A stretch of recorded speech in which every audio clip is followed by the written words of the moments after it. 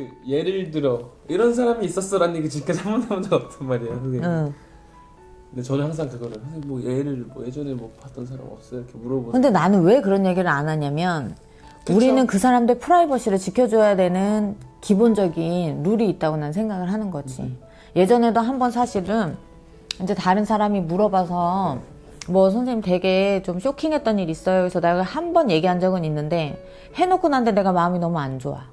괜히 그 사람 팔아서 얘기하는 거. 그렇지. 그 사람 판 것도 그런 것 같지만 네. 어쨌든 그 사람들 다른 사람들은 힘들어서. 남한테 얘기 못하는 거를 우리한테 와가지고 꼭꼭 숨겨놨던 거라도 숨긴 거를 풀어다가 지금 우리한테 와가지고 이야기를 하는데 그거를 가지고 옛날에 이런 사람이 있었잖아. 그래서 이런 사람이 있었잖아. 그래서 이게 잘 됐어 안 됐어도 분명히 중요하지만 그래도 그 사람 나름으로는 그때 그 고민이 제일 강했을 거고 자기의 그 마음이 남한테 알려지기 싫어서 꼭꼭 숨겼던 그 비밀을 가지고 우리한테 왔을 텐데 그렇죠.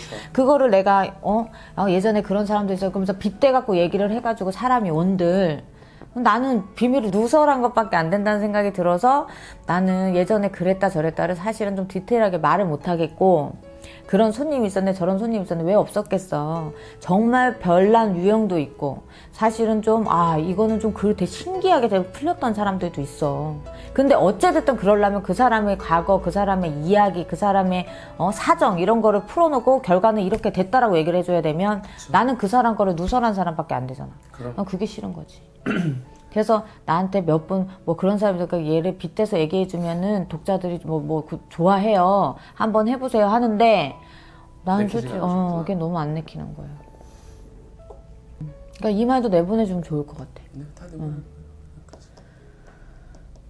할머니 매시고 나서 내가 한 단계씩 올라서 내가 10년이 넘는 이 세월이 지나고 나니 내 보금자리가 이렇게 터졌고 그리고 할머니가 나 먹고 살게 해줬고 나는 진짜 신 받으면 결혼도 못할 줄 알았는데 결혼도 시켜주시고 그리고 또 진짜 내 사주에는 자손이 없어.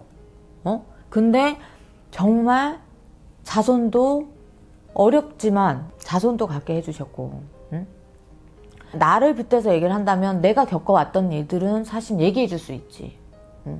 근데 어찌됐든 나한테 이야기해주는 사연자들이 될 수도 있는 거고 그 사람들이 정말 와가지고 선생님 하면서 와서 정말 어렵게 꺼내는 말들을 난 여기서 너무 쉽게 그런 사람은 그렇게 해서 그렇게 풀어줬어. 저런 사람 저렇게 풀어줬어.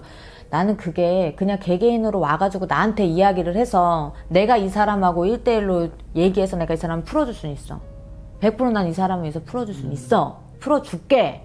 내가 너 살려줄게. 근데 여기에서 그렇게 해서 내가 살려줬어. 무슨 의미가 있을까? 라는 생각이 드는 거지. 또 그럴 수 있지. 한편으론 나도 그런 상황인데 저 사람이 저기 가서 그렇게 풀렸대. 그럼 올 수는 있겠지. 근데 일단 그러려면 누설이 돼야 되니까. 나는 좀 그건 아니라고. 내 개인적인 뭐가 소견. 더 중요한 건지에 대한 선생님의 생각이네요. 난 그냥 생각을 해봤을 때 좀 그랬던 것 같아요. 그래서. 그러면 나중에 다른 사람 얘기 말고 선생님 얘기를 한번 해주세요. 제 얘기는 할 수 있죠. 내 얘기를 하면은 뭐. 1시간짜리 되나? 1시간짜리? 아유, 그럼. 1시간이 뭐야. 더 걸리지.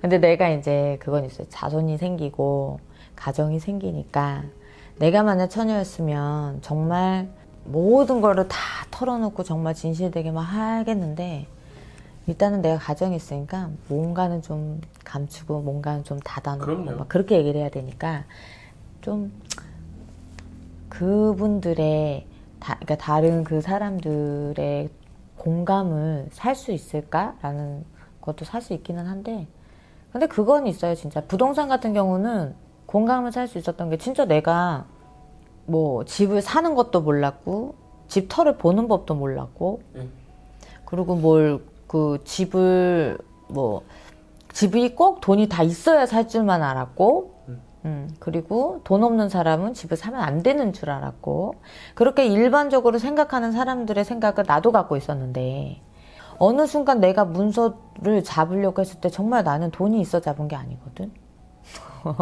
진짜 아무것도 없이 돈이 있어서 돈으로 산 게 아니고 돈이 있어서 잡은 것도 아니고 정말 우연한 기회에 정말 이게 내가 아무것도 없는데 왜 내가 문서가 와가지고 이렇게 나를 괴롭히나 생각이 들 정도로. 말 그대로 저질러 사게 된 건데 그게 이상하게 내 문서가 되려니까 수습이 되더라는 거지. 근데 그게 내 문서가 안 되려 그러면 있잖아요. 남들이 쉽게 통과하는 것들 쉽게 통과가 안 돼. 항상 뭔가 문제가 되고. 그렇지. 그거는 무조건 욕심내지 마라. 내 거 아니다. 근데 이상하게 겉으로 봤을 땐 실마리가 풀리는 건 없는 것 같은데 자신감이 생기고 왠지 내가 이 문서를 놓치면 안 될 것 같다는 생각이 드는 거야. 이제 그럴 때는 주변 도움이 들어와요. 그럴 때는 무리를 해서라도 잡아놓으면 그 문서는 분명히 나한테 금전을 수억을 벌어다 주진 않는다 해도 그 터가 되고 그 터가 또 터를 늘려주는 또 복터가 될 수가 있으니까 이제 그런 것들은 이제 물어보라고 얘기를 한 거였고 그리고 내가 겪어보니 네. 그렇더라는 거지. 부동산이 참 어렵잖아요. 어렵죠. 어렵다기보다는 그런 것 같아요. 엄청 큰 일이잖아요, 사실.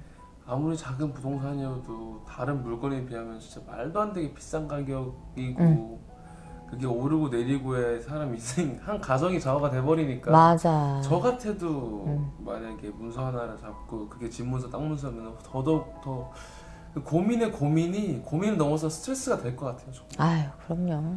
그러다가 또 만약에 진짜 문서 하나 잘못 잡으면 진짜 큰일 나잖아요. 어떻게 완전 큰일 나죠. 정말 그럴 것 같아요. 날리는 거지. 네. 근데 2차적으로 그건 있어. 그 이자를 계산하다 보면은 그쵸. 이게 배보다 배꼽이다 할 수는 있지만 내가 가진 현금을 모두 다 집안에 쏟는 것도 사실은 좀 영악하진 않는다라고 봐요. 나는. 그러니까 활용을 해라. 네. 집은 점점 늘어지기 마련이지 좁아지진 않아요. 처음 시작부터 너무 과하게 잡지 마시고 굳이 그럴 필요 없다.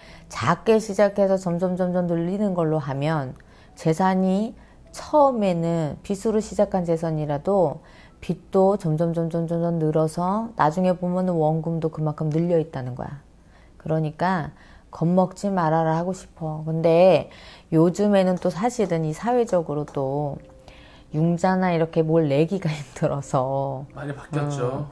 그래서 그렇기는 한데 또 시절이 지나가면은 금방 또 다시 돌아와요. 원상복귀 되니까 지금 한철을 잘 지내봐야지.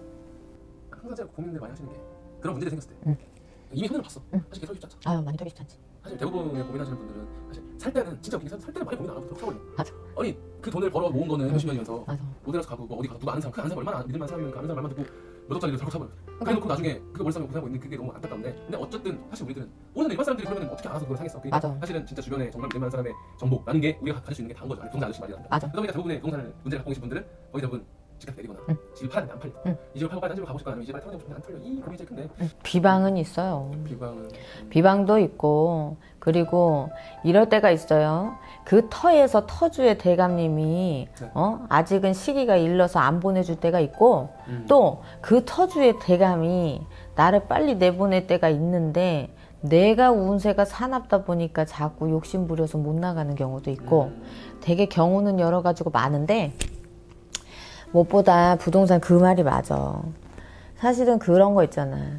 내 돈 들여가지고 괜찮다 그래가지고 이 사람 저 사람 바람 넣는 거 있어. 그렇게 해가지고 헷가닥 해가지고 이제 사거든? 그 상황 되면은 다 헷가닥 안 할 수가 없어. 아유 그럼 우리 만신들도 헷가닥 할 때 있어. 그래서 우리도 인간이라 할아버지 할머니 말도 분명히 들어야 되는데 또 인간이라 헷가닥 하거든.